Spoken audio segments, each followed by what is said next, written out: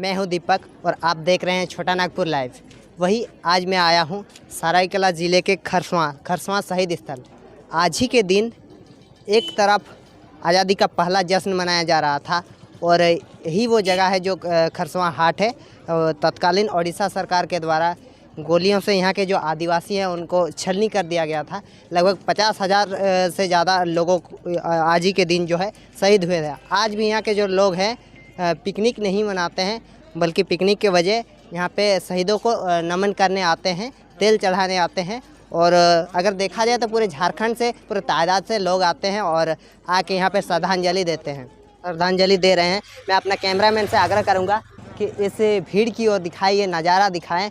खरसवां शहीद स्थल है, जबकि आज मुख्यमंत्री क्या आने का था लेकिन अभी तक नहीं पहुँचे। हो सकता है थोड़ी देर बाद में पहुँचेंगे।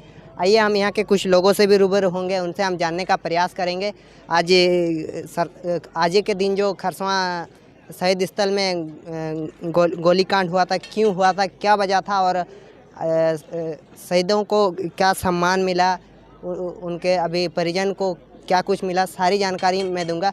कुछ ही क्षणों बाद अगर देखा जाए तो झारखंड के उभरते हुए नेता टाइगर जयराम महतो का भी आगमन होने वाला है। उनसे भी हम बातें करेंगे, उनसे भी सारी बातें हम जानने का प्रयास करेंगे। स्टॉप कर लो।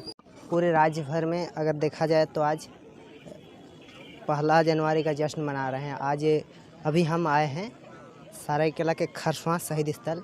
आज ही के दिन 1948 को खरसवां गोलीकांड हुआ था। लगभग 50,000 से ज़्यादा तादाद में लोग आज शहीद हुए थे। और स्टॉप करें, इसका कोई स्पष्ट आंकड़ा नहीं है जो कितने लोग शहीद हुए थे। आज़ाद भारत का अगर देखा जाए तो सबसे बड़ा गोलीकांड आज ही को माना जाता है। सबसे बड़ी बात शिक्षा मंत्री कहाँ पर हो?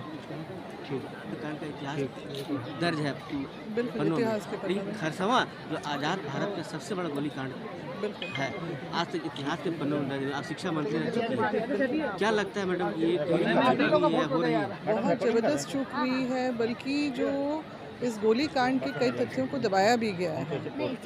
किस तरह से ये गोलीकांड को अंजाम दिया गया, क्या कारण थे इसके पीछे में, और किस तरह का विरोध जो यहाँ के लोग जो शहीद हुए, जिनको आज हम नमन करने आ रहे हैं, जो अपने हक अधिकार की लड़ाई के लिए यहाँ पर उपस्थित हुए थे और उनको इस नरसंहार का शिकार होना पड़ा।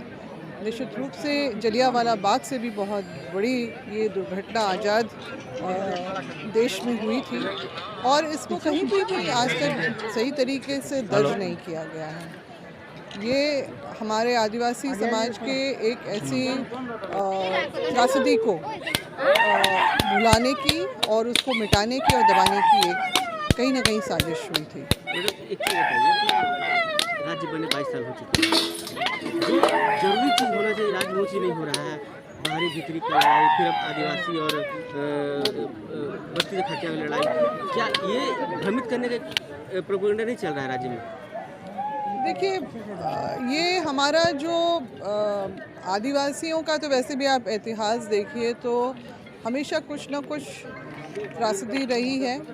सबसे पहले तो जो हम लोग कहेंगे कि जिस तरह से हम लोग को ढकेला गया एक जगह से दूसरी जगह, और उसमें भी जब इस मानभून जिसको कहा जाता था, उसमें जो हमारे आदिवासियों की जो बसावट हुई है बहुत बड़े तौर से, ख़ास तौर से हमारे जो संथाल परगना, छोटा नागपुर, कोल्हान, ये सारा कुछ जो क्षेत्र हमारे आदिवासियों का था, और जिस तरह से हमारे यहाँ पर सामाजिक सांस्कृतिक जो सब कुछ हुआ, यहाँ पर पनपा, सब कुछ हुआ, इतिहास बना, जल जंगल ज़मीन का जो है, क्योंकि हमारे पुरखों ने जो सारी ज़मीन हमारे लिए तैयार की, सामाजिक व्यवस्था हमारे लिए स्वशासन की जो है, बहुत पहले प्राचीन व्यवस्थाएं हैं ये, इसको स्थापित किया। और उसके अंतर्गत ही हमारा जो है पीढ़ी दर पीढ़ी जो है हमारे पुरखों ने, जो हमारे सामाजिक अगुवाओं ने कभी भी दास्ता को जो है, भले ही वो बाकी लोगों से अलग रहे, मगर दास्ता उन्होंने कभी स्वीकार नहीं की। और इसलिए भी उन्होंने अंग्रेज़ों के ख़िलाफ़ जो जिस तरह से उन लोगों ने अपना एक से एक बढ़ के क्रांतियाँ की सभी आदिवासी समुदाय ने, ये अपने आप में एक आईडी नीचे कर लेना, उदाहरण है। आईडी नहीं, आईडी इसीलिए अंग्रेजों ने भी इस बात को समझा कि आदिवासी समुदाय को हम लोग अपने अधीन इस तरह से नहीं कभी कर पाएंगे। वहीं पे अंदर सेकंड वाला मतलब जिस भावना से प्रेरित होकर हम लोग यहाँ पर आज उपस्थित हुए हैं, निश्चित रूप से हमारे जो अगुवाओं ने जिस तरह से अपने हक अधिकार की लड़ाई लड़ी है, आज भी वो जारी है हमारा। हम आज भी हक अधिकार की लड़ाई ले रहे हैं, तो हम उनको नमन करते हैं साल के पहले दिन में।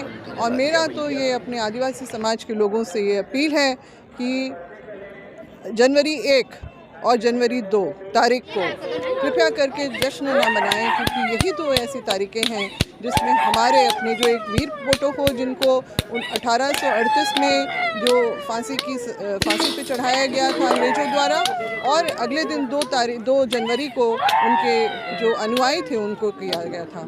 इसी तरह से 1 जनवरी 1948 में भी इस तरह का जो नरसंहार जहाँ पर आज हम खड़े हैं यहाँ पर अपने पुरखों को याद कर रहे हैं, उनसे प्रेरणा लेना है हम लोगों को कि वो लड़ाई अधिकार की अपनी कभी छोड़नी नहीं है, और उसके लिए हमेशा चाहे हमें बलिदान ही क्यों ना होना पड़े, उसके लिए एकजुट हमको होने की ज़रूरत है। ये मैं संदेश आपके माध्यम से देना चाहती हूँ।